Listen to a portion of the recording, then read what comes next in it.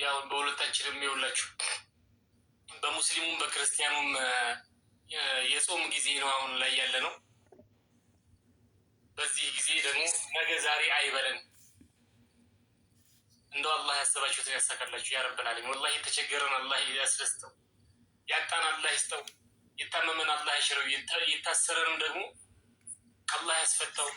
ከቤተሰብ ውጭ ወጥታችሁ ወደ ሌላ ሀገር ላይ ያላችሁ ሰዎች ከሀገራችሁ የወጣችሁ ለምን አላህ የተሻለውን ፈጥሮ ወደ ሀገራችሁ አላህ ያስገባችሁ። ከቤተሰቦቻችሁ ጋር ይቀላቅላችሁ። ሚስት የሌለው ሚስት አላህ ይስጠው። ባል የሌለው ደግሞ ጥሩ ትዳር አላህ ይስጣችሁ። ቤተሰብ የሚመሰሩበትን ህይወት አላህ ይስጣችሁ ብዬ እላለሁ። ሌላ ምንም ማለት ነው በቃ